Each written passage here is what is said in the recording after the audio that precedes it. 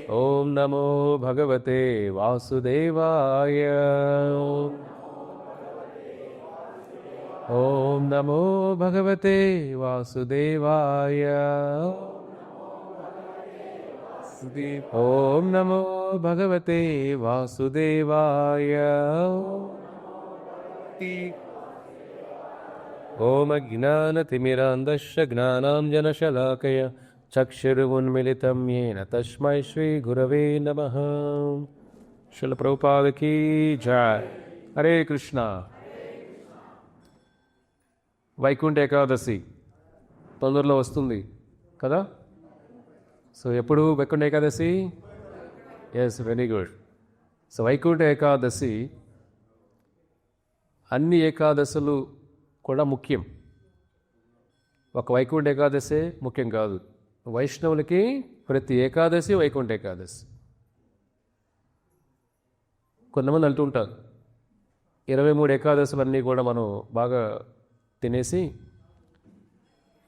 ఈ ముక్కోటి ఏకాదశి రోజు ఉపవాసం ఉంటే సరిపోతుంది, అన్ని ఏకాదశులు చేయకపోయినా పుణ్యం వచ్చేస్తుంది అనుకుంటారు. శాస్త్రాలు ఎప్పుడు అలా చెప్పలా. కృష్ణుడు కూడా యుధిష్ఠిరుడికి, ధర్మరాజు కూడా ఆ విధంగా చెప్పలేదు. ప్రతి ఏకాదశి వైకుంఠ ఏకాదశి భక్తులకి. సో వైకుంఠకి ఎందుకు స్పెషల్ అంటే కొన్ని మంచి లీలలు జరిగిన ఏకాదశి అది. శ్రీకృష్ణ భగవానులు యుధిష్ఠిరుడు కూడా చెబుతారు, తర్వాత వ్యాసదేవులు దాన్ని వర్ణిస్తారు కూడా పద్మపురాణంలో. ఇది మీరు ముందు వినుంటారు కూడా. మురా అనే ఒక రాక్షసుడు అందరిని ఇబ్బంది పెడుతూ ఉంటాడు. దేవతలందరూ కూడా వేడుకుంటారు, పరమశివుని వేడుకుంటారు, అయ్యా కాపాడు, ఇతను అందరిని ఇబ్బంది పెడుతున్నాడు. పరమశివుడు కూడా అయ్యో మనలా కాదయ్యా, అందరూ స్వామి నారాయణని వేడుకుందాం. అట్లా బ్రహ్మ అందరూ కలిసి నారాయణ్ణి వేడుకుంటారు. ఈ మురా ఎలా ఇబ్బంది పెడుతున్నాడే లోకల్లో అందరినీ కూడా అని. అప్పుడు సాక్షాత్ శ్రీమన్నారాయణుడే వచ్చి ఆ మురా ఆ రాక్షసుడితో స్వామి యుద్ధం చేస్తారు. స్వామి యుద్ధం చేసిన తర్వాత బదరికాశ్రమాల్లో, హిమాలయాల్లో బదరికాశ్రమంలో స్వామి కొద్దిగా రెస్ట్ తీసుకోవడానికి వెళ్తారు. మురా వెతుక్కుంటూ వస్తాడు స్వామి ఎక్కడ ఉన్నాడు అని. స్వామి అలాగా రెస్ట్ తీసుకుంటూ ఉంటే అంత లీల అది. మనం నిద్రపోతే అన్నీ మర్చిపోతాం కదా. నిద్రపోతే బయట ప్రపంచం మర్చిపోతామా కదా.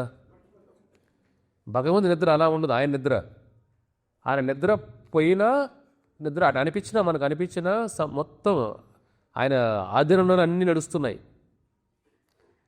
మన కళ్ళు మూసుకుంటే బాహ్య ప్రపంచాన్ని మర్చిపోతాం. భగవంతుని నిద్ర అలా కాదు, అది యోగ నిద్ర అంటాం దాన్ని. నిద్ర కూడా యోగా భగవంతుడు చేసేది. చూడండి, మనం నిద్రపోతాం యోగా చేసేటప్పుడు కూడా.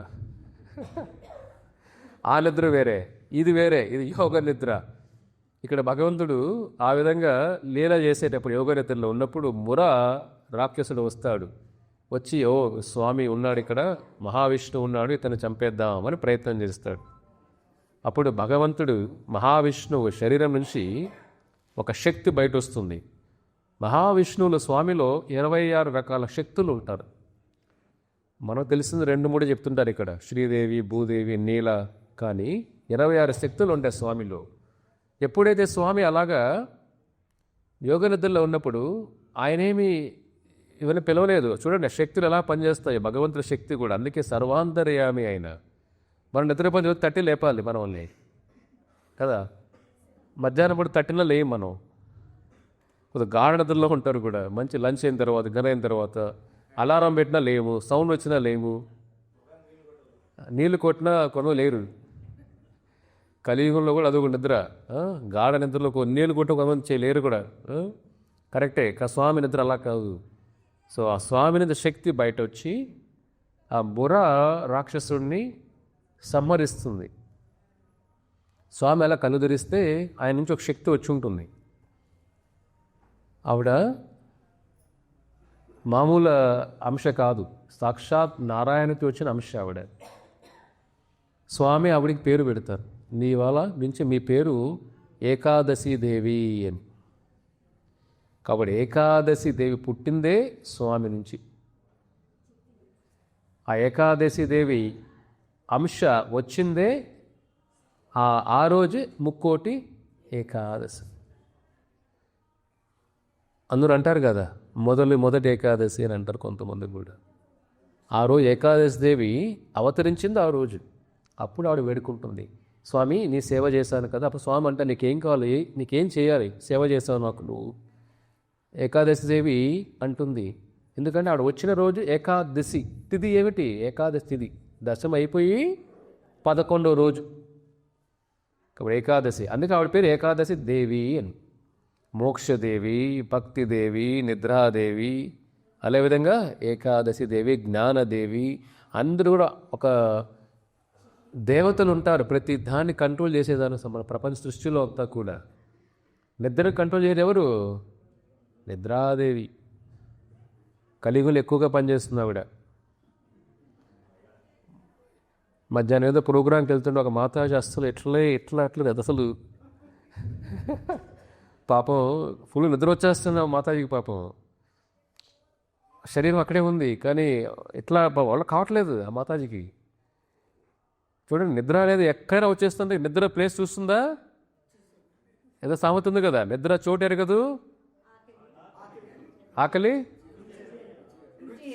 ఎంతమంది ఆకలిగా ఉన్నారు ఈరోజు? అయితే ప్రసాదాలు ఏమున్నా పర్లేదు అయితే మీకు ఇవాళ. అదే కదా, ఆకలి కూడా పెట్టాలి మీకు. ఇప్పుడు ఉప్పున తప్పున కారం అని తినేస్తాం, కరెక్టే కదా. ఇక్కడ పరిస్థితి. ఏకాదశి దేవి నిద్రాదేవిలా ఏకాదశి దేవి మోక్షదేవి, మోక్షాన్ని ఇచ్చింది మోక్షదేవి. ఏకాదశి దేవి స్వామి నామకరణం చేస్తారు చూడండి. స్వామి నామకరణం తక్కువ మంది చేస్తారు. ఏకాదశికి నామకరణం ఆయనే చేస్తారు, శ్రీమన్నారాయణుడే. ఈ పేరు ఇంకా ఏకాదశి దేవి. స్వామి నాకు ఒక చిన్న కోరిక, ఈ ఏకాదశి ఈ అవతరించిన రోజు కదా, మీ సేవ చేశాను. ఈరోజు ఎవరైతే ఉపవాసం ఉంటారో వాళ్ళందరికీ కూడా నీ భక్తికి మార్గంలో వచ్చే అదృష్టాన్ని వాళ్ళకి ఇవ్వు తండ్రి. అంతేకాకుండా వైకుంఠం చేరుకునే అదృష్టం ఇవ్వు తండ్రి అని ఆ ఏకాదశి దేవి స్వామికి మొరపెడుతుంది, వేడుకుంటుంది. చూడండి, అందుకే ఏకాదశి రోజు ఎవరైతే ధాన్యాలు తినకూడదు, రైసు, గోధుమలు, బియ్యం, పప్పులు ఇవన్నీ తినకుండా, ఏకాదశి తినాలి కొన్ని పదార్థాలు ఉంటాయి, కూరగాయలు కొన్ని తినచ్చు. ఎవరైతే ఏకాదశి నియమాలు పాటిస్తారో స్వామి, వాళ్ళకి వైకుంఠం చేరుకునే మార్గాన్ని నువ్వే చూపించాలి, వాళ్ళ కర్మలన్నీ కూడా తీసుకోవాలి స్వామి అని వేడుకుంటున్న తల్లి. కాబట్టి ఏకాదశి దేవి పుట్టిన రోజే దాన్ని ఏమంటాం? పుత్రద ఏకాదశి, లేదంటే ముక్కోటి ఏకాదశి, మన సౌత్ ఇండియాలో వైకుంఠ ఏకాదశి అని అంటాం. అంతేకాకుండా ఈ ఏకాదశి రోజు ఇంక గొప్ప ఆచార్యులు నమ్మ ఆల్వార్, ఎవరైనా నమ్మ ఆల్వార్, శ్రీ సంప్రదాయంలో గొప్ప ఆచార్యులు ఉన్నారు. నమ్మ ఆల్వార్ ఆ గొప్ప మహాభక్తుడు వైకుంఠం వెళ్ళిన రోజు కూడా ఏకాదశి రోజు. అందుకే దాన్ని ఏమంటాం? వైకుంఠ ఏకాదశి అని అంటాం. ఆయన మహా గొప్ప భక్తుడు, రంగనాథ స్వామి భక్తుడు, ఆయన శ్రీరంగనాథ స్వామి భక్తుడు. ఆయన వైకుంఠం వెళితే స్వామి పరిగెత్తు వెళ్ళి ఉత్తర ద్వారాన్ని తెరిచి, వైకుంఠ ద్వారం ఉత్తర ద్వారం తెరిచి స్వామి పరిగెత్త వెళ్ళి ఆ భక్తుల్ని ఆహ్వానించి లోపల తీసుకొని వెళ్తారు. అందుకే విష్ణు దేవాలయాలంతా కూడా ఉత్తర ద్వారం తెరుస్తారు. స్వామి స్వామి స్వయంగా వెళ్ళి ఆహ్వానిస్తున్నారు. చూడండి, మనలో అంత శ్రద్ధ, నిష్ఠ, భక్తి ఉంటే మన కోసం మనం తప్పించడం కాదు, ఆ భగవంతుడే మన కోసం తప్పిస్తాడు. తల్లి బిడ్డ కోసం తప్పిస్తుందా? బిడ్డ తల్లి కోసం తప్పిస్తాడా? ఇప్పుడు మీ బిడ్డలంతా బయట ఉన్నారు, మీ గురించి ఆలోచిస్తున్నారు. అసలు మా అమ్మ ఏం చేస్తుందో అని ఏడుస్తున్నారా? మీరు ఇంట్లో ఏడుస్తున్నారు రోజు, నా బిడ్డ ఏం చేస్తున్నాడు, వాడు పెళ్లి చేస్తాం, పాపం ముందు బాగుండేవాడు. ఇప్పుడు ఎన్నో ఫిల్టర్లు వచ్చాయి. నేను మధ్యలో ఫోన్ చేయాలన్నా ఫిల్టర్లు వచ్చేసాయి, మాట్లాడాలన్నా ఫిల్టర్లు వచ్చేసాయి. ఏమైనా చెప్పాలన్నా కూడా ఏమైనా పక్కనే ఉన్నారా బాబు, లేనప్పుడు చెప్పురా నాయన. వాడు ఏమైనా చెప్పాలన్నా కూడా ఓపెన్గా చెప్పలేడు. ఎన్ని కష్టాలు ఉన్నాయి పాపం నా బిడ్డకి. ఇంకా తలుచుకుంటూ మీ భర్తల గురించి వాళ్ళ తల్లులు ఏడుస్తుంటారు, మీరు మీ బిడ్డల గురించి ఏడుస్తుంటారు. ఇదంతా కూడా సంసారమయం ఇది, అంతేనా? కానీ తల్లి ప్రేమ తలడిల్లుతుంది కదా, మనసు హృదయ స్పందన, నా బిడ్డ ఏం చేస్తున్నాడు చూడండి. ఎలాగైతే తల్లి ప్రేమలో అంత ఉంటే భగవంతుడి ప్రేమలో మనకేంటంటే ఆ ప్రేమ రుచి మనకి ఇంకా అందలేదు, తెలియలేదు, ఆ జ్ఞానం లేదు మనకు ఆ రుచి గురించి, ఆ పదార్థం గురించి ఇంకా మన అనుభవం రావట్లేదు. అది తెలుసుకున్న తర్వాత అసలు భగవంతుడు ఎలా తప్పిస్తాడో భక్తుల గురించి చూశారు కదా. స్వామి నిద్రపోతున్నా ద్వారకాలో స్వామి నిద్రపోతాడా తృప్తిగా? కలరిస్తూ ఉంటాడు స్వామి. ద్రౌపది, అర్జున అంటుంటాడు. రుక్మిణీదేవి, ఏంట్రా బాబు నా పక్కన పడుకొని ఇవన్నీ కలరిస్తుంటారు స్వామి మీరు. ఇప్పుడు మీ భార్యాభర్తలు పక్కన ఉన్నప్పుడు భర్త ఎవరైనా కలవరిస్తుంటే మీకు ఎలా అనిపిస్తుంది? రుక్మిణీదేవి పాపం ద్వారకలో నాతో ఉండు స్వామి, నిద్రలో కూడా నువ్వు వాళ్ళు కలవరిస్తున్నావే. స్వామి ఏమంటాడు అప్పుడు, నా భక్తులు ఆపదలో ఉంటే రుక్మిణి ఎలా నిద్రపోతాను నేను? చూడండి, ఒక తల్లి బిడ్డకు ఎలా తప్పిస్తుందో కృష్ణ భగవానుడు భక్తుల కోసం అంత తప్పిస్తారు. ఆ తపనే భగవద్గీత. ఆ తపన అర్థం చేసుకున్నామంటే మన జీవితం వేస్ట్ చేసుకోం. అల్ప సుఖాల కోసం వేస్ట్ చేసుకోం. అల్ప సుఖాలు, శరీర సుఖాలు ఏమని చెప్పండి జీవితంలో. దీనికోసం ఎన్ని ఘోరాలు చేస్తామంటే జీవితం వేస్ట్ అయిపోతుంది. కాబట్టి అల్ప సుఖాల నుంచి బయటపడాలి. కృష్ణ భగవానుడు ఆయన ఆకర్షణలో వచ్చిన తర్వాత, ఎలా ఆకర్షణ అంటే కూడా అది ఆకర్షణను వర్ణించలేం కూడా దాని ఆకర్షణను. మిగతా అన్ని ఆకర్షణలు కూడా సూర్యుడి ముందు ఏది నిలబడదు, ఏది కూడా ఆ తుఫానుల ముందు చిన్నవన్నీ నిలబడవు. చెట్టు నిలబడతాయి, పెద్ద తుఫానులు వస్తుంటే, సునామీ వస్తుంటే. ఆ ప్రేమ ముందర ఏ ప్రేమ నిలబడదు. ఆ ప్రేమ ఉంది కాబట్టి కృష్ణ భగవానులు భక్తులను ఎప్పుడు కలవరిస్తూ ఉంటారు. ఉద్ధవా, నా హృదయంలో నా భక్తులు తప్ప ఎవరు లేరు ఉద్ధవా, వాళ్ళకి రుణపడ్డాను ఉద్ధవా అంటాడు. వాళ్ళు చేసిన సేవలకి రుణపడ్డానయ్యా. ధర్మ సంస్థాపన అర్జునుడు ఎన్ని చేశాడు పాపం. సొంత తాతను చంపేశాడు, గురువుల్ని, ద్రోణాచార్య అంతమంది చంపినా కూడా ఎందుకోసం చేశాడు? కృష్ణ నీకోసం యుద్ధం చేస్తాను కృష్ణ, ధర్మంకు యుద్ధం చేశాడు ఆయన. అందుకే కృష్ణుడు అంటాడు, ఎప్పుడు రుణపడిపోయాను నా భక్తులకు నేను. ఆ భావన ఉంటుందా మనకి ఎక్కడైనా? మన సహాయం చేసామనుకోండి, అయ్యో వాళ్ళకి రుణపడ్డామే, ఆ భావన ఉంటుందా? తక్కువ మందిలో ఉంటుందా భావన? సహాయం తీసుకునేస్తాం, వాడిని తొక్కేస్తాం, అంతే కదా. సహాయం, హెల్ప్ తీసుకుంటే అందరి దగ్గర నుంచి, కానీ కృతజ్ఞత భావం లేదు. అడిగేటప్పుడు ఉన్న భావం తీసుకున్న తర్వాత భావం ఉండదు. ఇక్కడ భగవంతుడు చూడండి, ఒక సహాయం తీసుకున్న, సేవ తీసుకున్న ఎలా తప్పిస్తున్నాడు చూడండి ఆయన హృదయం భక్తుల గురించే. ఒక బెంగాల్లో ఒక దుర్గీమా అని ఒక ముసలావిడ ఉండేది.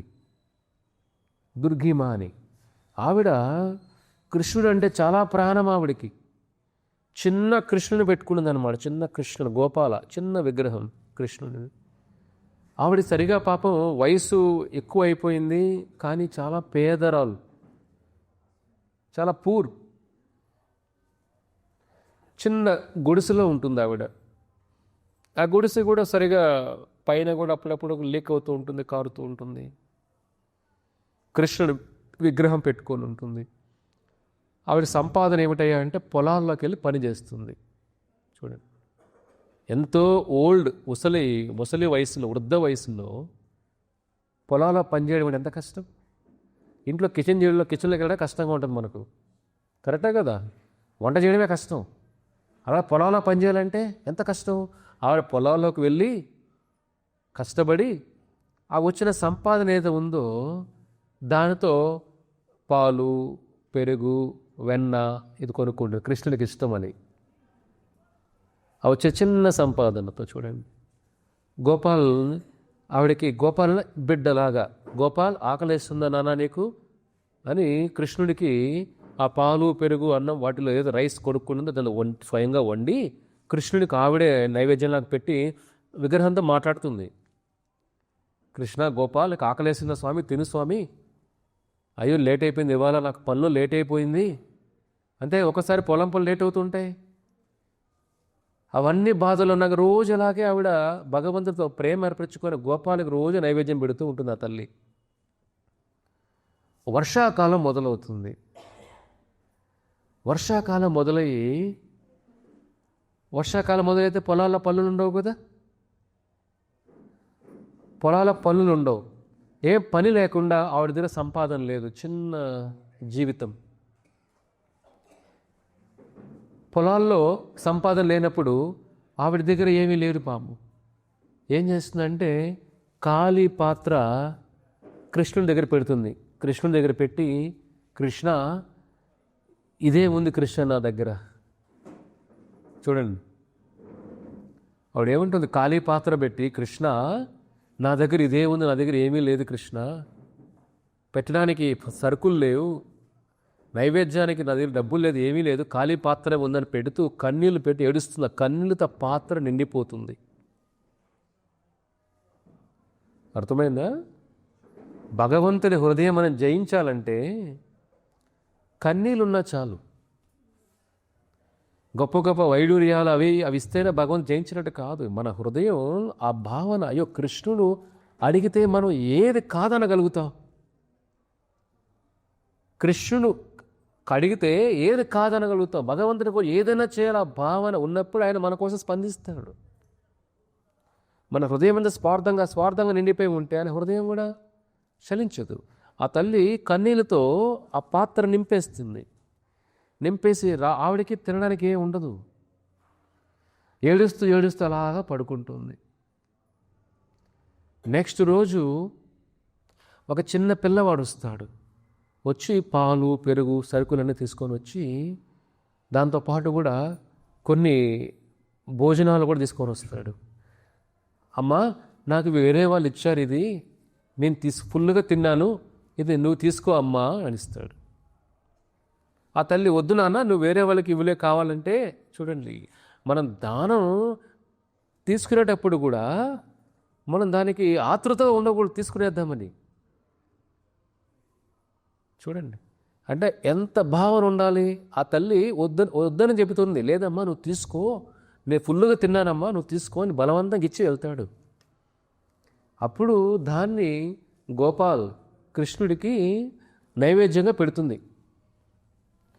ఇలాగ రోజు ఆ అబ్బాయి వస్తుంటాడు, పెడుతుంటాడు.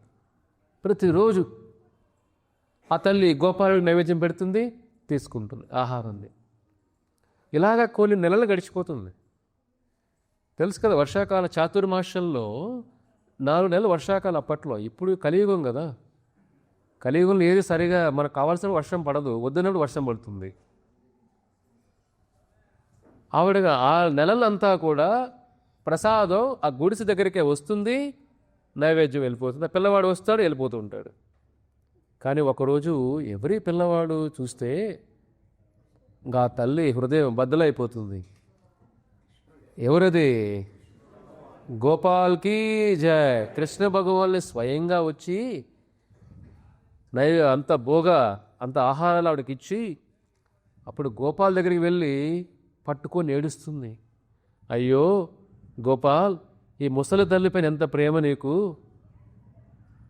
రోజు నీకు నైవేద్యం పెడుతున్నాను, నువ్వు నాకు తినిపిస్తున్నావే ఇప్పుడు. చూడండి, ఆ ఊర్లో వాళ్ళంతా కూడా వర్షాకాలం అయిపోయిన తర్వాత వెళ్తారు. ఈవిడ ఉందో వెళ్ళిపోయిందో పాపం, ఎందుకని ఈవిడ డబ్బులు ఏం లేవు కదా, జీవితం ఎలా ఉందో చూడ్డానికి వస్తే ఆవిడ ఆరోగ్యంగా ఉంటారు. అందరికీ డౌట్ వస్తుంది, అమ్మా నువ్వు ఎలా ఉన్నావు ఇన్ని రోజులు, పనే లేదు, బయట సంపాదన లేదు, చూసి ఆరోగ్యంగా ఉన్నావు కదమ్మా. అప్పుడు ఒక మాట అంటుంది, నాకు ప్రేమించే బిడ్డ పక్కనుంటే ఏ తల్లి హృదయం బాధల్లో ఉంటుందయ్యా, నాకు ప్రేమించే గోపాలు నా ఇంట్లో ఉంటే నాకు ఎందుకయ్యా బాధ, నా గోపాలుడు స్వయంగా నాకు తినిపించాడయ్యా అంటుంది. గోపాలుడు ఏం చేశాడు? స్వయంగా ఆ తల్లికి తినిపించాడు. ఆ ప్రేమ చూసి అందరికీ కొంతమంది నమ్మలేదు. నిజంగానా కృష్ణుడు తినిపిస్తాడు, ఇక్కడ ముసలాడు పాపం మైండ్ ఏదో పోయినట్టుంది అనుకుంటారు కొంతమంది భక్తిలో ఉన్నవాళ్ళు, కరెక్టే కదా, ఎంత బతకడం కష్టం ఎలా ఉన్నది ఈవిడ. చాలామందిలో అప్పుడు కృష్ణుడి కోసం మనం ఎంత ఇచ్చామని కాదు, ఉన్న దాంట్లో కూడా ఎంత ప్రేమగా మనం భగవంతుడికి సేవ చేశాం. ఆవిడ పొలంలోకి వెళ్ళి కష్టపడి ఆ వచ్చిన దాంట్లో భగవంతుడికి నైవేద్యం పెట్టి, అంటే కృష్ణుడికి ఆకలిగా ఉన్నాడేమో. మనమేమనుకుంటాం, సర్వాంతర్యామి, ఆయనకు ఆకలి ఎందుకు ప్రభు, మనకు ఆకలి ప్రభు అంటాం మనం. ఆయనకు అన్ని దేవాలయాలు ఉన్నాయి ప్రభు, తిరుమలలో పెడతారు, బెంగళూరులో పెడతారు, శ్రీరంగంలో పెడతారు, పూరిలో కొండలు పెడతారు ప్రభు, మాకెవరు పెడతారు ప్రభు. ఇది మన భావన. ఆవిడ భావన ఏమిటి? సర్వాంతర్యామి అయినా సర్వలోక మహేశ్వరుడైనా కృష్ణుడు నా ఇంట్లో ఉన్నప్పుడు అది నా బిడ్డ, కానీ నా బిడ్డకు ఆకలేస్తేనే పెట్టాలి కదా. ఆ భావంలో ఆ తల్లి ఉంటుంది చూడండి. సో భగవంతుడితో ఎప్పుడైతే మనం ఆ ప్రేమతో మనం ఆయన సేవ చేస్తామో, ఆయన అదే ప్రేమతో మన సేవ చేస్తాడు. కాబట్టి భగవంతుణ్ణి మనం ఆ ప్రేమ మనం పొందలేక మన ప్రేమ వేరే పైన పెడుతున్నాం. మనం భార్య పైన, భర్త పైన, ఈ బంధాల పైన, కుటుంబాల పైన, పిల్లల ప్రేమ, ఎక్కడ ప్రేమ పెడతామో అక్కడ మనకు తిరిగి ఏమొస్తాయి?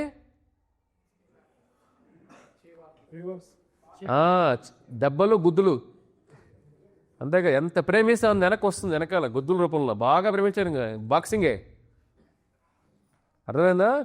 నా కొడుకులే ఉండలేను ప్రభు. ఎస్ ఒక కొట్టాడంటే ఆడ పడతారు వెళ్ళి. కలియుగులు అంతే కదా, కలియుగులు ఎక్కడ ప్రేమలు ఉన్నాయి? ప్రేమ తీసుకోవడే ఉంది అంతే, ఇక్కడ ఇచ్చేదే ఉండదు. ఇక్కడ జుర్రేస్తారు అలాగా. అర్థమవుతుందా? ఇక్కడ ప్రేమ ఇచ్చేదే ఉండదు. బంధాల మధ్య చూసారంటే అంతా కూడా జరిగేది ఇదే. ఆ తల్లి చూడండి, భగవంతున్నే బిడ్డగా అనుకున్నది. ఆ భావనలో మనం వచ్చినప్పుడు భగవంతుడి కోసం సేవ చేయాలి, చాలు. ఆ సేవ బాగా వచ్చినప్పుడు ఆయన మన చేయి పట్టుకుంటాడు. ఆయన మన పడిపోతున్న పట్టుకునేది ఆయనే, మనల్ని కాపాడేది ఆయనే, రక్షించేది ఆయనే, ప్రేమతో బంధించేది ఆయనే, ప్రేమతో మోక్షం ఇచ్చేది ఆయనే. కాబట్టి ఆయన చేయి మనం గట్టిగా పట్టుకోవాలి. ఇప్పుడు ఎప్పుడైతే మన చేయి పట్టుకోలేక శక్తి లేదో అప్పుడు కృష్ణ మనల్ని పట్టుకుంటాడు. కానీ ఫస్ట్ మన ప్రేమ ఇవ్వాలి కదా. ప్రేమ ఇచ్చినప్పుడే ప్రేమ తీసుకునే అర్హత మనకు ఉంది. భగవంతు ప్రేమ ఇవ్వకుండా భగవంత్ కృష్ణ నువ్వు నా బిడ్డ మన బిడ్డలా చూడాలి కదా ఆయన ఫస్ట్. కాబట్టి భగవంతుడి ప్రేమ ఎవడో నేర్చుకోవాలి. ప్రేమ ఎలా ఇవ్వాలి? మనం సేవ, స్వార్థంగా లేకుండా సేవ చేయడం. కాబట్టి ఆ సేవ ఎప్పుడైతే మనం ఇస్తామో, తుకారాం, భక్త తుకారాం వాళ్ళ ముత్తాతలు, ఆయన కూడా పాండురంగ మహాభక్తుడు. ఆయన పాండురంగ ఆయనకు మాట ఇస్తాడు, నీ తరతరాలు నేను చూసుకుంటాను అని. చూడండి, అతను వెళ్ళిపోయిన వాళ్ళ భార్య వృద్ధాప్యంలో ఉన్నప్పుడు కొడుకులు పాండురంగాన్ని వదిలి డబ్బుల కోసం వెళ్ళిపోతారు. కానీ ఆ తల్లి కలలో పాండురంగుడు వస్తాడు, నన్ను వదిలి వెళ్ళిపోయారా మీరు? మీకు డబ్బులు ముఖ్యం, నేను ముఖ్యం కాదు. స్వామి కళ్ళు చెబుతుంటారని ఆ తల్లి ఏం చేస్తుంది? బిడ్డల ప్రేమలో పడి ఆ బిడ్డలేంటి మన రాజులాగా బతకాలమ్మా, ఏంటి అంతా విగ్రహ ఆరాధన, పూజలు, వ్రతాలు ఇవన్నీ స్వామి పాండురంగ జీవితం అనుభవించాలి, మనం కష్టపడితే జీవితం బాగుంటుంది. నా తల్లిని ఎట్లా ఒప్పించి తీసుకెళ్ళిపోతారు. కానీ పాండురంగ వచ్చే ముందు ఆ భక్తులు మాటిస్తారు పాండురంగకి, స్వామి నా తరతరాల వాళ్ళకి సేవ చేస్తారు అని. ఇక్కడ తల్లి బిడ్డల ప్రేమలో పడి వెళ్ళిపోతుంది. అప్పుడు పాండురంగ అంటాడు, నన్ను మర్చి వెళ్ళిపోయావా, నువ్వు మర్చిపోయావే, వెంటనే రా అని అంటారు. ఆ బిడ్డలు పంపేవారు. కృష్ణుడు కళ్ళవ చెబుతారు, నీ బిడ్డలు రేపే చివరి రోజు, వాళ్ళు సామంత రాజులాగా ఉన్నారు కదా, రేపు యుద్ధం జరుగుతుంది, బిడ్డలో యుద్ధంకి వెళ్ళి చనిపోతారు అని అంటాడు పాండురంగుడు. ఆ తల్లి చెప్తుంది వీళ్ళకి, అరే తండ్రా బాబు అంటే నమ్మరు. భక్తులు లేనినప్పుడు భగవంతుడు చెప్పినా మనం నమ్మకం రాదు మనకు. అర్థమవుతుందా? ఇంగ్లీష్లో ఒక మాట ఉందన్నమాట, patient with family is called love, patience with others is called respect, patient with the self is called confidence, patient with the God is called faith. అంటే ఓర్పు, కుటుంబంతో ఓర్పు ఉండదని ఏమంటాం? ప్రేమ అని అంటాం. ఓర్పు వేరే వాళ్ళ మనుషుల పైన ఓర్పు ఉంటే దాన్ని ఏమంటావు? గౌరవం. వాళ్ళు భరిస్తున్నాం కదా, గౌరవంతో భరిస్తున్నాం. ఓర్పు వేరే వాళ్ళ పైన ఉంటే గౌరవం. అదే ఓర్పు మనపై ఉందంటే కాన్ఫిడెన్స్, నమ్మకం. అదే ఓర్పు భగవంతుడి పైన ఉంటే నమ్మకం. ఓర్పు ఉండాలి కదా భక్తుల్లో. రేపే అన్ని అద్భుతాలు జరగవు, ఓర్పు ఉండాలి. ఇక్కడ వాళ్ళకి ఓర్పు లేక అలా అయిపోయిన తర్వాత బిడ్డలు చనిపోతారు. అప్పుడు ఆ తల్లి ఏడుస్తుంది, అయ్యో పాండురంగుడు చెప్పి వెళ్ళలేకపోయినా వదిలొచ్చేసాయని, పాండురంగా నన్ను క్షమించు తండ్రి, నీకు ఇచ్చిన మాట నిలబెట్టుకోలేకపోయాము. అప్పుడు స్వామి చూడండి ఎంత ప్రేమ కరుణామయుడైన. ఆ తల్లి మళ్ళీ వెనక్కి తీసుకొస్తుంది. ఆ తల్లి వచ్చి పాండురంగ సేవ మొదలు పెడుతుంది. పాండురంగ సేవ మొదలుపెట్టిన తర్వాత ఆవిడకి వయసు అయిపోతుంది, ఇంకా మంచం పడే సమయం వస్తుంది ఆవిడకి. అప్పుడు వచ్చి చూడండి, బిడ్డలు లేరు, చనిపోయారు కదా. రుక్మిణీదేవి స్వయంగా వచ్చి ఆవిడికి స్నానం చేపిస్తుంది. పాండురంగ స్వయంగా వచ్చి ఆవిడికి భోజనం తినిపిస్తాడు. రుక్మిణి తొమ్మి, నేనే నీ కోడలనుకో, పాండురంగా నీ కొడుకు అనుకో. ఆవిడ ఆఖరి శ్వాస వరకు రుక్మిణి స్వయంగా వంట చేసి ఆవిడికి తినిపించి, ఆవిడ స్నానం చేపించి, చీరగట్టి, పాండురంగుడు ఆవిడికి అన్ని కొడుకు చేయాల్సిన పనులన్నీ సేవ చేసి, ఆవిడ అంత్యక్రియలు కూడా పాండురంగ రుక్మిణి దగ్గరుండి చేస్తారు. ఊర్లో వాళ్ళందరూ ఏమనుకుంటారంటే కొడుకు కోడలే వాళ్ళు అనుకుంటారు. చూడండి, పాండురంగ రుక్మిణి ఎంత హృదయం అని, ఎంత ప్రేమ చూడండి. రాములు వారు జటాయువు చేశారు అంత్యక్రియలు. ఇక్కడ రుక్మిణీదేవి ఎవరు? లక్ష్మీదేవి స్వయంగా వచ్చి ఆ తల్లికి సేవ చేసిందంటే చూడండి, మనం ఉన్న ప్రపంచంలో ఎవరు చేస్తారు సేవలు చెప్పండి. కాబట్టి ఒక్క జీవితం మీరు భగవంతుడి గురించి తెలుసుకోండి. ఒక్క జీవితంలోనే మన నవ ఇంద్రియాలని కరెక్ట్గా పనిచేసే అదృష్టి ఒక్క శరీరంలోనే ఉంది. నవ ఇంద్రియ పూరే దేహి కృష్ణుడు అంటాడు. మన ఉన్న ఇంద్రియాలు నవరంధ్రే పూరే దేహి. ఆ నవరంధ్రాలన్నీ కూడా భక్తిమయం అవ్వాలి. కళ్ళు 2 రంధ్రాలు భక్తిమయం అవ్వాలి. ఆ భగవంతుడి యొక్క దర్శనం కోసం తహతహలాడాలి. చెవులు 2 రంధ్రాలు తహతహలాడాలి. రుక్మిణీదేవి అంటుంది, శ్రుత్వా గుణాన్ భువన సుందర నిర్వేష కర్ణో అంగతాపహ. ఓ కృష్ణ, నీ గురించి వింటుంటేనే కృష్ణ, భువన సుందర అంటే నీ అందాన్ని వర్ణించలేం కృష్ణ. శ్రుత్వా గుణాన్ వింటుంటే, కర్ణ మన చెవులకేమిటి? అమృతంలాగా ఉంది కృష్ణ. అంగతాపం, శరీరంలో ఉన్న కష్టాలన్నీ కూడా పారిపోతున్నాయి కృష్ణ. నీ గురించి వింటుంటే చెవులో అమృతం పోసినట్టుంది కృష్ణ. రుక్మిణీదేవి కృష్ణుని చూడలేదు రుక్మిణీదేవి. నారదముని చెబుతుంటే కృష్ణుని గురించి విన్నది. కృష్ణుని గురించి విని చూడండి, శ్రవణం ఎంత పవర్ఫుల్లో. రుక్మిణీదేవి కృష్ణుని గురించి విని ఏమైంది? కృష్ణుడు ప్రేమ పెంచుకున్నది. మనం రోజు ఇక్కడ ఆదివారం విని ఏమవుతుంది తెలియకుండానే. మీరే చూసుకోండి, సంవత్సరం ముందు మీ భావన ఎలా ఉండేది, ఇప్పుడు మీ భావన ఎలా ఉంది, చింతన ఎలా ఉంది, ఆలోచనలు ఎలా ఉన్నాయి? కొద్దిగా 1% మారు ఉంటుంది కదా, కొద్దిగా 1% అయినా కొద్దిగా మారు ఉంటాం. రుక్మిణీదేవి అంటుంది, కృష్ణ నీ గురించి వింటుంటేనే అంగతాపం, శరీరంలో ఉన్న బాధలన్నీ పారిపోతున్నాయి కృష్ణ. అప్పుడు ఇంకో మాట అంటుంది, నాకు ఒకటే కోరిక కృష్ణ, నేను ఎంతోమందిని ప్రేమించేవాళ్ళు ఉన్నాను. ఇది రుక్మిణి కృష్ణుడు రాసిన ప్రేమ లేఖ. అర్థమవుతుందా? అప్పుడు కృష్ణ భగవాన్ ఎక్కడున్నారు? జరాసంధతో యుద్ధం చేస్తున్నారు కృష్ణ భగవాను. అప్పటికే అతను 19 సార్లు ఓడిపోయాడు కృష్ణుడి చేతిలో.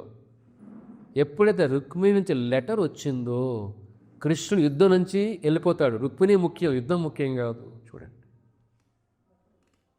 లెటర్ను రాస్తుంది రుక్మిణీదేవి, కృష్ణ నీ పాద ధూళి కోసం పరమశివుడే కొన్ని జన్మజన్మలు తపస్సు చేస్తున్నాడే, ఆ పాద ధూళి, ఆ పాదాలు సేవ చేసే అదృష్టం నాకు ఇవ్వు తండ్రి. ఒకవేళ ఒకవేళ నాకు అదృష్టం ఇవ్వలేదనుకో, నేను సేవ చేసే అదృష్టం, నేను 100 జన్మలైనా పుట్టి చలిపి తపస్సు చేసేనా ఆ పాద సేవ పొందే విధంగా లేవు తపస్సు చేస్తారు స్వామి, నన్ను నీ సేవకురాలుగా నియమించుకో. చూడండి ఎంత భావం అది. రుక్మిణీదేవి అందాన్ని వర్ణించలేదు.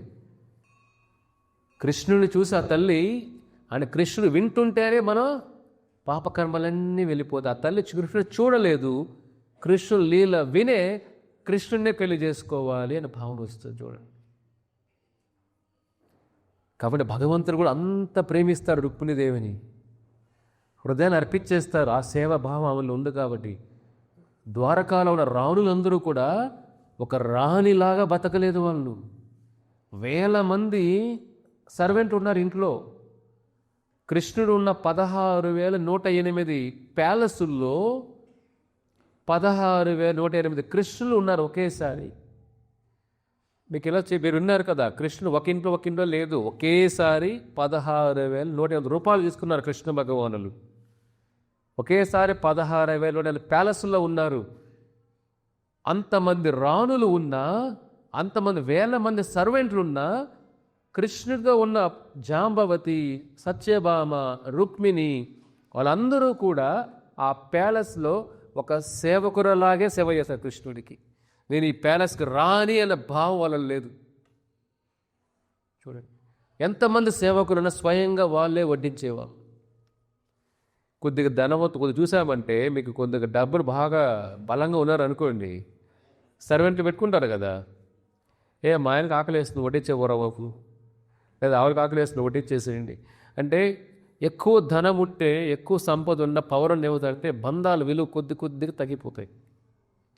ఇది మాయా ప్రపంచం, ఇది మాయా ప్రపంచం. ఇది ప్రపంచంలో అంతా మాయా పొరలే ఉంటాయి. ఇక్కడ మనం ఎంత అనుకున్నా అలా జరగవు. ఇక్కడ రుక్మిణి ఏం చేస్తుంది? స్వయంగా కృష్ణుడికి నీళ్ళు ఇవ్వడం, స్వయంగా కృష్ణుడికి బట్టలు ఇవ్వడం, స్వయంగా కృష్ణుడికి పాద పూజ చేయడం, స్వయంగా కృష్ణుడికి వడ్డించడం, కృష్ణుడు తిన్న తర్వాత ఆవిడ తినడం. అంటే ఒక సర్వెంట్ ఎలాగైతే ఉంటారో అలాగే ఉన్నది ఆ తల్లి. అదే కృష్ణుడు అంటాడు, వాళ్ళ ఆ భావన ఉంది కాబట్టి కృష్ణుడు వాళ్ళకి ఆయన అమ్ముకునేసాడు ఆ ప్రేమకి. కాబట్టి మనం కూడా ఇంత మాయా ప్రపంచంలో మనకు ఒక దారి కనపడుతుంది. ప్రభుపాదుల వారు ఒక దారి చూపించారు, ఆచార్యులు దారి చూపించారు మనకు. ఈ జంగుల్ లాగా ఇది అడవి, ఇది భయంకరమైన అడవి, క్రూరమృగాలతో ఉన్న అడవి ఈ ప్రపంచం. ఇది ఈ క్రూరమృగాలు అడవుల్లో నుంచి దారి ఎత్తుక్కోవాలి ఎంత కష్టం. నక్క తెలివిలు ఎక్కువ ఉన్నాయి ఈ లోకంలో, కరెక్టే కదా? నక్క బాడీ లేదు, నక్క తెలివి అయితే ఉంది. అంతేనా? నక్క తెలివి అంటే ఏమిటి? మోసం. కలియుగం అంటేనే మోసయుగం ఇది. ఇటువంటి మోసాలున్న యుగంలో ఒక శుద్ధమైన, ఒక పూర్ణమైన, ఒక పరిశుద్ధమైన జ్ఞానం మనకు అందాలన్నా ఎంతో అదృష్టం ఉంటే కానీ ఈ జ్ఞానం మన దగ్గరికి రాదు. నీరు శుద్ధంగా దొరుకుతుందా మనకు? వాటర్ ఫిల్టర్ లేకుండా నీరు సరిగా దొరకట్లేదు. ఢిల్లీ చూసామంటే గాలి కూడా కలిగలేదు, గాలి లేదు, నీరు లేదు. కూరగాయలు కెమికల్స్ లేని కూరగాయలు ఎక్కడ దొరుకుతుందో చెప్పడం ఈజీగా. ఆకుకూరలు కెమికల్స్ లేకుండా. చూడండి, నీరు, గాలి, కూరగాయలు, పండే పంటలు అన్నిటి కలుషితం అయిపోయాయి. ఎందుకు కలుషితం? అవన్నీ కూడా మన హృదయం కలుషితం ఉంది కాబట్టి అన్ని కలుషితం చేసేసాం మనం. హృదయం శుద్ధిగా ఉంటే, ఆత్మశుద్ధిగా ఉంటే ప్రకృతి కూడా శుద్ధిగానే ఉంటుంది, చేసే పనులు శుద్ధిగా ఉంటాయి. ఎప్పుడైతే మన హృదయం శుద్ధిగా ఉండదో మనం ఏం చూస్తాం? తొందరగా ప్రాఫిట్లు రావాలి, తొందరగా లాభాలు రావాలి, తొందరగా పెద్దోళ్ళు అయిపోవాలి, తొందరగా పేరు పొందుతున్నారు, తొందరగా చనిపోవాలి కూడా. అంతే కదా? కలియుగం అన్నీ ఫాస్టే, చనిపోవడం కూడా ఫాస్ట్. యమధర్మరాజు టెన్షనే లేదు, ఈ బస్సు ఆ బస్సు బుద్ధి పోతా ఉంటాం అలాగా, అంతే కదా.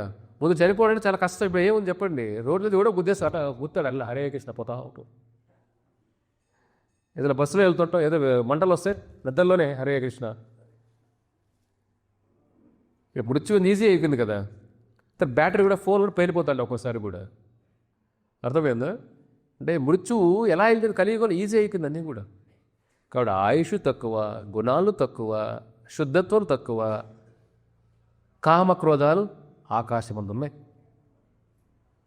కాబట్టి మనిషి ఆత్మశుద్ధి అయితే శరీర శుద్ధి అవుతుంది, ఆత్మశుద్ధి అయితే బుద్ధి శుద్ధి అవుతుంది, బుద్ధి శుద్ధి అయితే ఆలోచన శుద్ధి అవుతాయి, ఆలోచన శుద్ధి అయితే శరీర శుద్ధి అవుతుంది, మనం చేసే కర్మల శుద్ధి అవుతాయి, కర్మల శుద్ధి అయితే సమాజం శుద్ధి అవుతుంది. కాబట్టి ఆత్మశుద్ధి లేకుండా ఎన్ని చేసినా ఉపయోగం ఏమిటి. కాబట్టి భగవద్గీత మన ఆత్మను శుద్ధి చేసే మందు ఇది. మీరందరూ కూడా దాని ఈ ఒక్క జన్మైనా కరెక్ట్గా అర్థం చేసుకోండి. ఇక్కడ ఏమున్నా, ఎందుకు చేస్తున్నా, మన ఈ జీవితం ఏమిటి, సత్యం తెలుసుకోండి. అందుకే భాగవతం ఉంటుంది. ఇవాళ చదువుతుంటే ఒక అద్భుతమైన శ్లోకం వచ్చింది, చాలా బాగున్న శ్లోకం అది. అంటే ఏ విధంగా చూడండి, భగవంతుడు ఏ విధంగా తప్పిస్తాడో. ద్వారకావాసులు అంటారు, అందరూ చెప్పండి మన బంధం భగవద్ ఎలా ఉండాలని. ద్వారకాలో ఉన్న వాళ్ళు కృష్ణుడు తప్ప వాళ్ళకి ఏమీ తెలియదు. బృందావనంలో వాసులు కృష్ణుడు తప్ప వాళ్ళకి ఏమీ ఆలోచన లేదు. వంట చేస్తుంటారు, కృష్ణ ఆలోచనలే ఉంటాయి.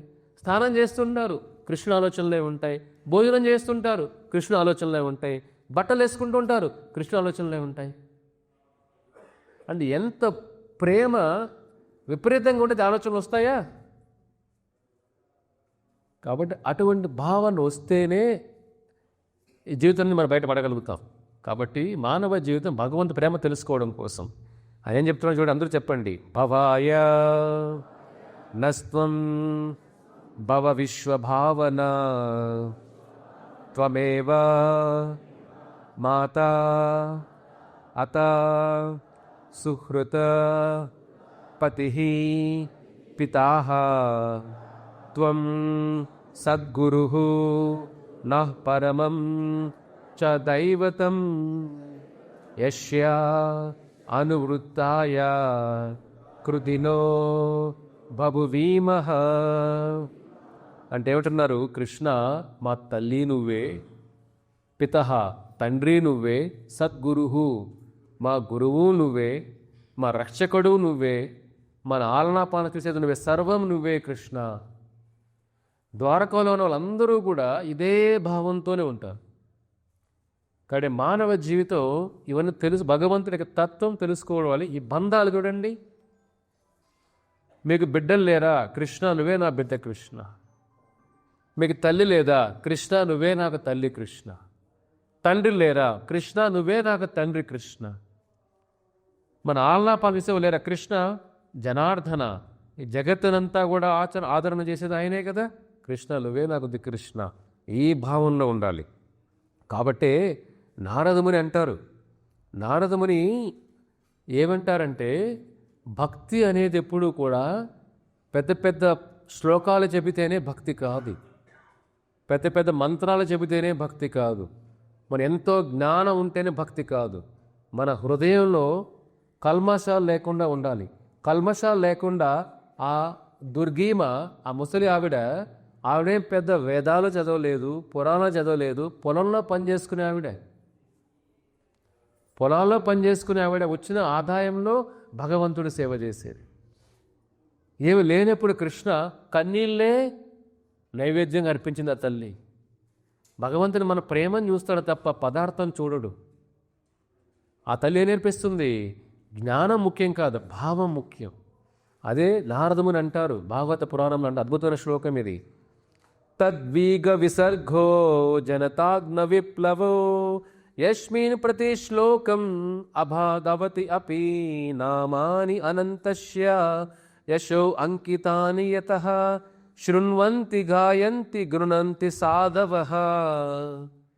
అంటే కృష్ణ జ్ఞానంతో సమానం కాదు. ఒకవేళ భక్తిలో ఉండే వాళ్ళు వాళ్ళు మాట్లాడే మాటలు అంటే భగవంతుడు ఎలా కీర్తన చేయాలో తెలియకపోయినా, ఎలా భగవంతుణ్ణి వర్ణించాలో ఒక కవిలాగా ఆ జ్ఞానం లేకపోయినా, భగవంతుడి గురించి ఎలా ప్రచారం చేయాలో అటువంటి వాక్శక్తి లేకపోయినా, వాళ్ళు మాటల్లో శక్తి లేకపోయినా, వాళ్ళు ఒకవేళ భగవంతుడి గురించి ఏదన్నా వర్ణనలో తప్పులున్నా, కృష్ణ నువ్వు ఆ తప్పులు చూడవు కృష్ణ, వాళ్ళ వెనకాల ఉన్న ప్రేమను మాత్రం చూస్తావు కృష్ణ. అదే భక్తిలో లేనివాడు ఎంత మహా కవిత్వం రాసినా, ఎంత మహా కావ్యాలు రాసినా, ఎంత మహా జ్ఞానాలు వాక్శక్తితో ప్రచారాలు చేసినా, వాడిలో భక్తులు లేకపోతే అవరులు స్వీకరించవు కృష్ణ. కాబట్టి భగవంతుడు మనం తప్పులు చెప్పామా, శ్లోకం తప్పులు పోతాయి, ఆయన తప్పులు చోటు. ఇప్పుడు మీ ఇంట్లో చిన్న బిడ్డ మాట్లాడుతుంటే తప్పులు పోయాడు, మీకు ఎలా అనిపిస్తుంది? వాళ్ళు ముద్దుగా మాట్లాడతా మనవాడు అనిపిస్తుందా లేదా? వాడు ఎంత తప్పులు చేసి అందా మీరు నవ్వుతారా కదా? కట్టేసుకుని కొడతారా వాడిని? ఏం రాను ఎలా మాట్లాడుతాం లేదు కదా. యూ ఎంజాయ్ దట్, మనం ఆనందపడతాం. వాడు తప్పులు మాట్లాడుతుంటే భలే మాట్లాడుతున్నాడు. మీకే అంత ప్రేమ ఉంటే మీ బిడ్డల పేర మనవాళ్ళు మనవరాలు పోయినా భగవంతుడికి ఎంత ప్రేమ ఉంటుంది. భక్తులు ఏదైనా మాట్లాడేటప్పుడు ఏదో శ్లోకం తప్పైనా కూడా అరే నా ప్రేమగా చెబుతున్నావు, ఆ ప్రేమ చూస్తాడు ఆయన.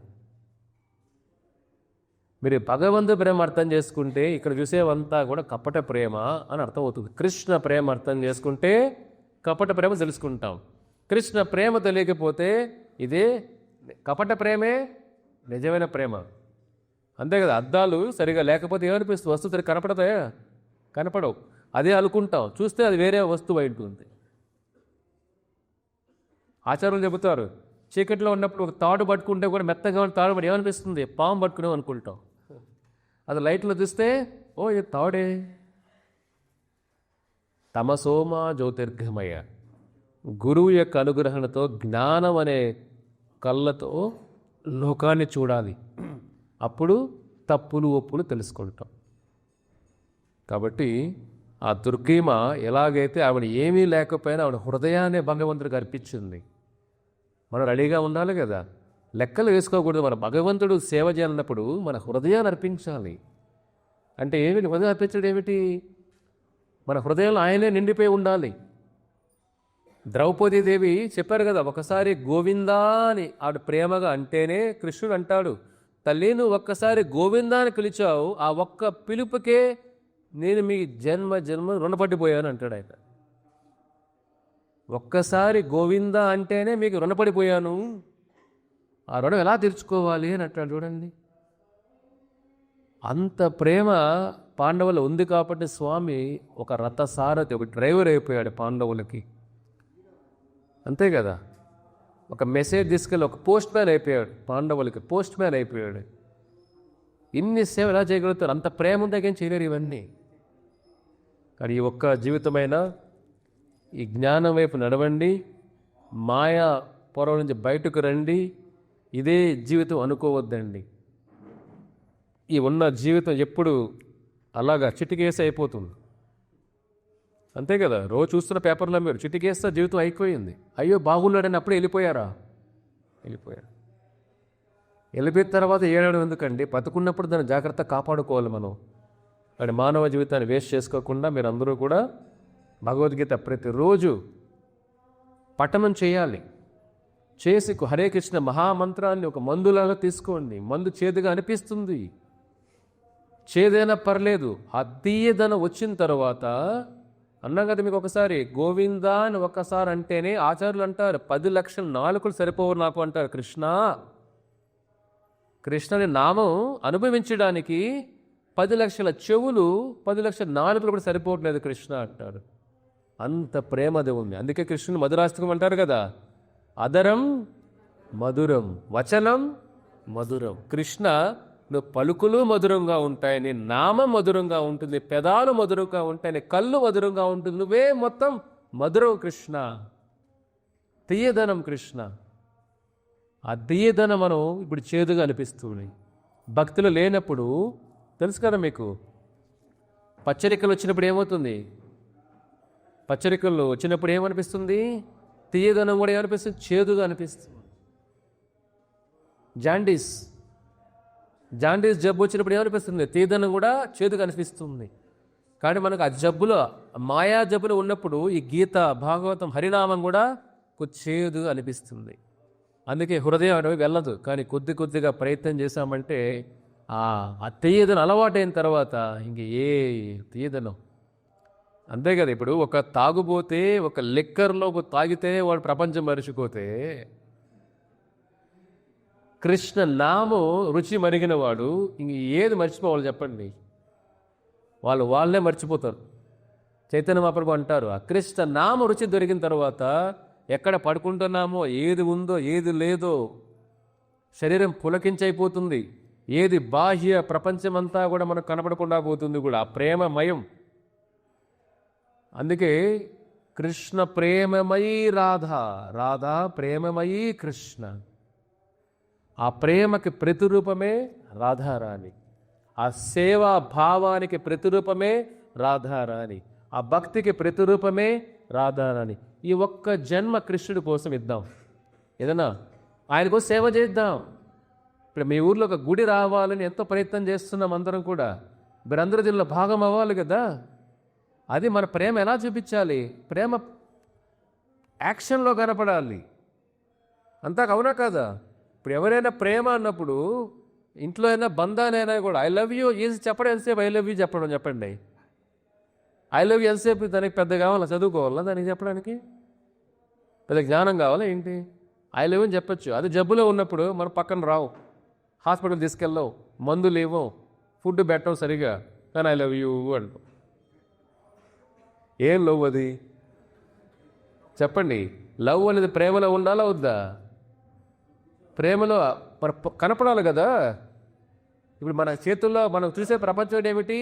లిప్ లవ్ అంటారు దీన్ని. లిప్ లవ్ అంటే ఏమిటి?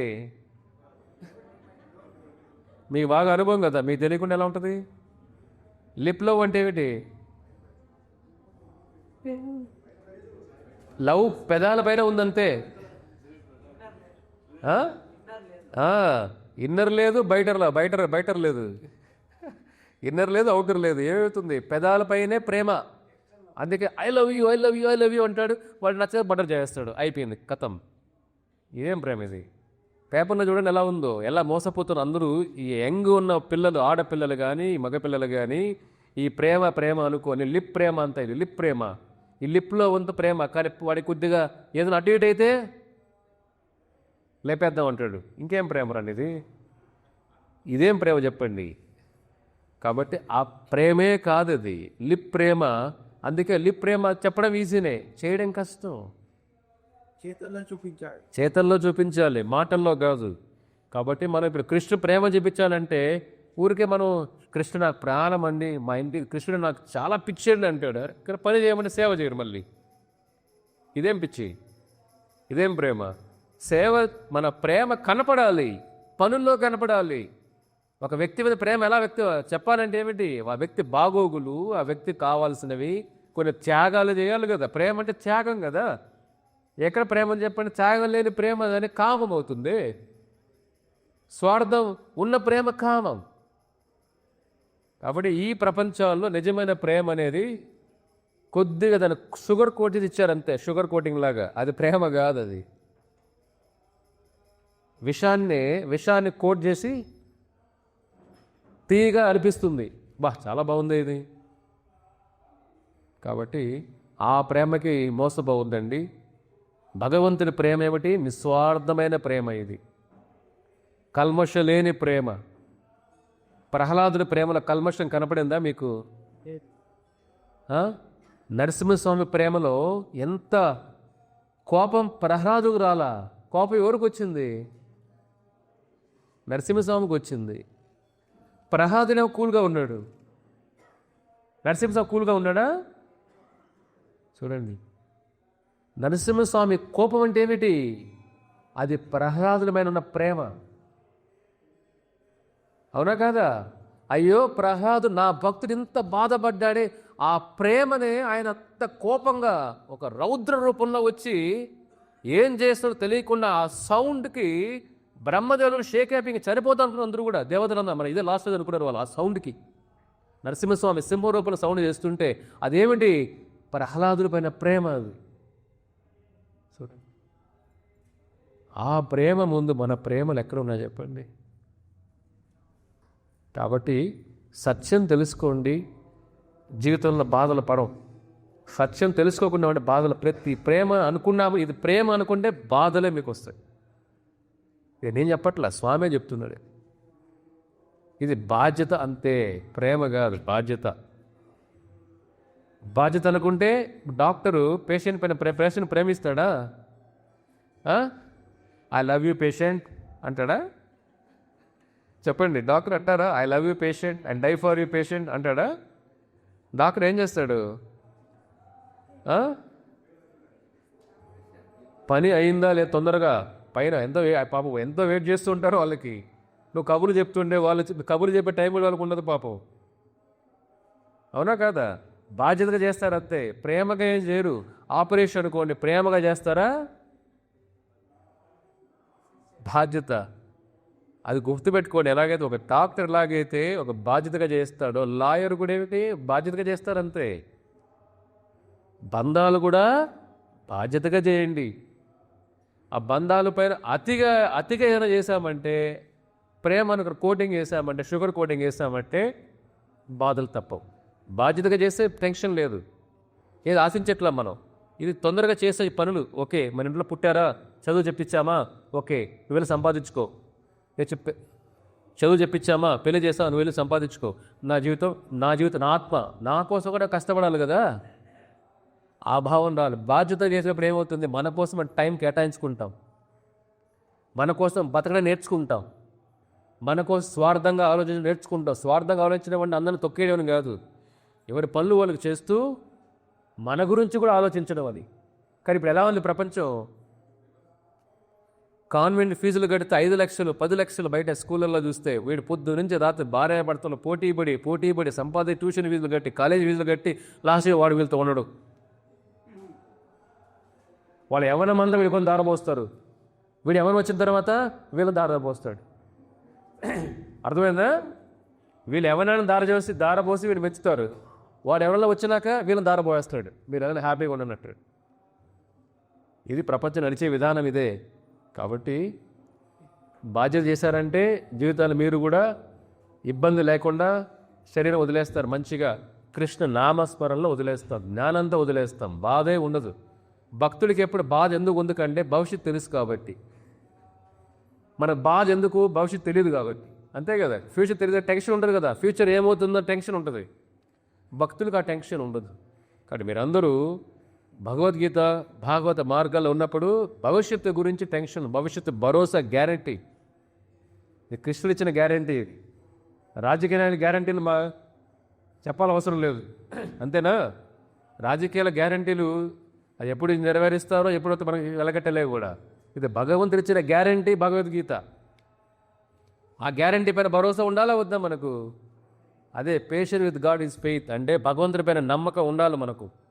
ఎవరినో మోసపోతూ ఉంటాం మనం, ఆయన నమ్మం మనం, కానీ ఆయన నమ్మం మనం. అదే మన జబ్బు ఏమిటి? భగవంతుని పూర్తిగా నమ్మం. వేరే వాళ్ళ చేతుల్లో మోసపోతాం, రోజు పొద్దున్న లేచినప్పటి నుంచి అక్కడక్కడ మోసపోతూ ఉంటాం. భగవంతుని పూర్తిగా నమ్మట్లే మనం. నమ్మితే ఇంకేంది మంది ఫాలో అవ్వని చెప్పండి. ఇది విషయం అంటే ఎప్పుడు చెప్తా, విషయం అంటే మీరు నమ్మకం, ఈ విషయం అంటే మరి తాకరు కదా దాన్ని. లేదు ప్రభు, నమ్మని ప్రభు, ట్రై చేద్దాం ప్రభు అంటారా మీరు?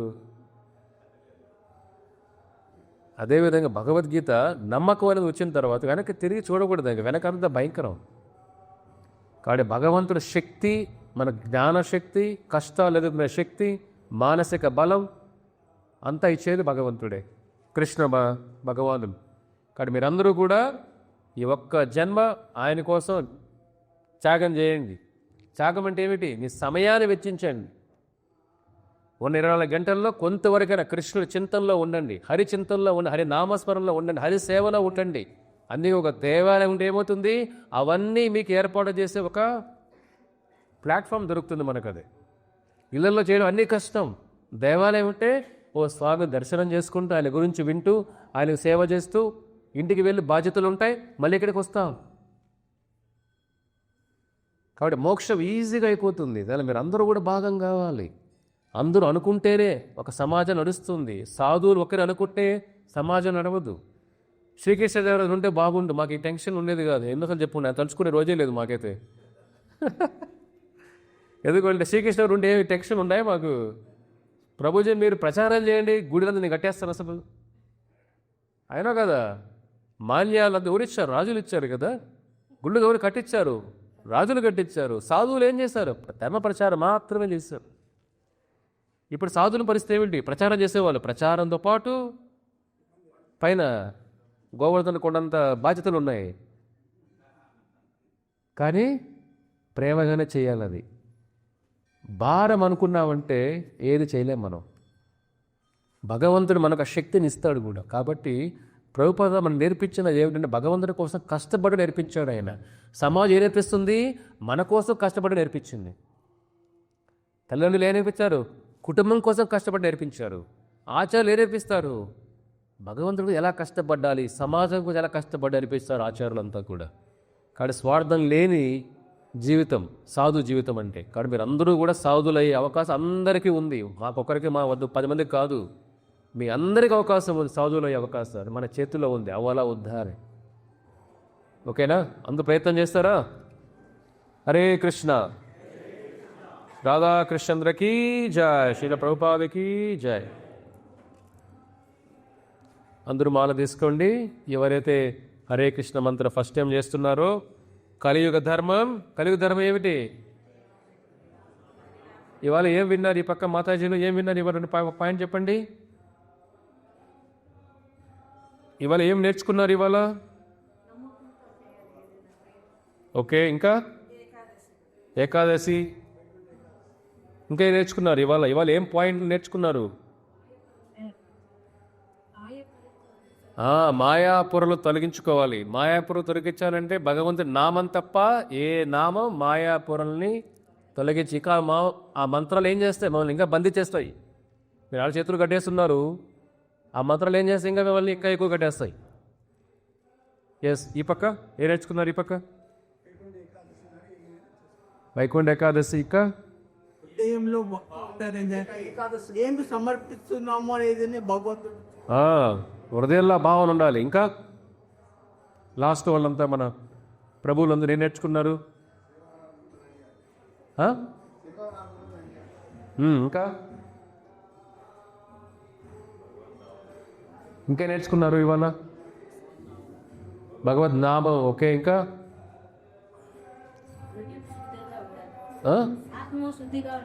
ఆత్మశుద్ధి ఉండాలి. ఆత్మశుద్ధి ఉంటే బుద్ధి శుద్ధి, అన్ని శుద్ధి అవుతాయి. ఇక్కడ శుద్ధి లేకుండా బయట శుద్ధి చేసుకుంటే శరీర శుద్ధి చేస్తాం, శరీరాన్ని సోపేస్తాం, అన్ని చేస్తాం, రుద్దుతూనే అవుతుంది. ఆత్మను రుద్దాలి కదా. ఆత్మను రుద్దేదే ఈ మహామంత్రం. అర్థమవుతుందా? శరీరానికి స్క్రబ్ వాడతాం కదా, స్క్రబ్ దుమ్ము పోవడానికి. ఆత్మ బట్టి దుమ్ము ఎలా పోతుంది? కామ, క్రోధ, లోభాలు, స్వార్థం ఎలా పోతాయి? హరే కృష్ణ స్క్రబ్ ఇది. ఆత్మని శుద్ధి చేసే స్క్రబ్బు లాగా. ఇంకా నేర్చుకున్నాం ప్రేమ. ప్రేమ గురించి నేర్చుకున్నాం. ఇంకా నమ్మకం. ఇంకా లాస్ట్ ఎవరు ఏమిన్నారు? ఇంకా ఇవాళ ఏకాదశి ఎలా అవతరించదో నేర్చుకున్నాం. Very good. ఇంకా చెప్పండి. ఇంకా ఇవాళ ఏం నేర్చుకున్నారు మీరు? దుర్గిమ. ముసలితనంలో ఉన్నా కానీ ఆ తల్లి కన్నీళ్ళతో స్వామిని బంధించేసింది. కాబట్టి మన చేతులు ఏమీ లేదు అని బాధపడకూడదు. చేతులు ఏదుంటే స్వామి నైవేద్యంగా పెట్టాలి. ఏమీ లేదు కృష్ణ, కన్నీళ్ళు నైవేద్యంగా పెట్టినాం. ఒకటి ఖాళీ పాత్ర పెట్టింది కృష్ణుడు కావిడ నైవేద్యంగా. కాబట్టి ప్రేమ, భగవంతుని ప్రేమ ఆయన ప్రేమించడానికి, ఆయన సేవ చేయడానికి ఏ అర్హతలు అవసరం లేదు. కల్మషం లేని ఒక హృదయం ఉంటే చాలు. ఆ తల్లి నేర్పించింది అదే మనకు అక్కడ. మరి మీరందరూ కూడా ఈ మార్గంలో ముందుకు వెళ్ళాలి. ఓకేనా? సో హరే కృష్ణ మహామంత్రం కలియుగ ధర్మం. ఈ కలియుగం ఆత్మను శుద్ధి చేసే సోపు లాంటిది ఇది. అర్థమైందా? పాత్రలు మాడిపోతే స్క్రబ్ రుద్దాలి కదా. మన జన్మల్లో బాగా బాగా ఆత్మ మలినాలు ఎక్కువ అయిపోయినాయి. ఆ మలినాన్ని శుద్ధి చేసే సబ్బు ఇది. అర్థమవుతుందా? పాత్ర మాడిపోతే ఇంకా గలంగా రుద్దాలి. మన హృదయం కూడా మాడిపోయింది. ఎలా మాడింది? కోరికలతో మాడిపోయింది. కోరికల అగ్నితో మాడిపోయింది బాగా. కానీ మాడిపోయిన హృదయం ఏం చేస్తుంది? తప్పులే చేస్తుంది, స్వార్థంగా ఆలోచిస్తుంది. ఎప్పుడైతే మాడిపోయిన హృదయం శుద్ధి అయితే బాగా షైనింగ్ వస్తే ఏమవుతుంది? లోపల షైనింగ్గా ఉంటే బయట కూడా షైనింగ్ కనపడతాం, చేసే పనులు కూడా మంచిగా చేస్తాం. లోపల మాడిపోయిన హృదయం ఉంటే బయట పనులు ఎలా ఉంటాయి? మాడిపోయిన పనులే చేస్తాం, మాడే పనులే చేస్తాం. అందరికీ మాడే పనులే చేస్తాం మనం కూడా. అర్థమవుతుందా? కాబట్టి హృదయం శుద్ధి అవ్వాలి, షైన్ అవ్వాలంటే ఆ శుద్ధి చేసే సబ్బు హరే కృష్ణ మహామంత్రం. కాబట్టి ప్రభుపాదుల వారి మంత్రాన్ని ప్రపంచానికంతా ఇచ్చారు, ఫ్రీగా ఇచ్చారు ఈ సబ్బుని. ఎవరు ఈ సబ్బుతో స్నానం చేస్తారో, సంతూర్ సబ్బు కాదు, ఆత్మకి స్నానం చేసే సబ్బు ఇది. గీతామృత స్నానం, నామామృత స్నానం. ప్రతిరోజు ఆత్మకి స్నానం చేపించాలి. ఆత్మకి ఎలా స్నానం చేపించాలి? భగవంతుడి నామంతో ఆత్మకి స్నానం చేపించాలి. అప్పుడు ఆత్మకి మలినాలు వెళ్ళి దైవ గుణాలతో భగవంతుడి సాంగత్యాన్ని పొందే ఒక క్వాలిఫికేషన్, ఒక అర్హత ఈ నామం మనకిస్తుంది. కాబట్టి అంత సులభంగా దీన్ని ఈజీ అనుకోవద్దండి. చాలా పవర్ఫుల్ మంత్రం ఇది, కృష్ణ రామ నామ మంత్రం. ఓకేనా? హరే కృష్ణ.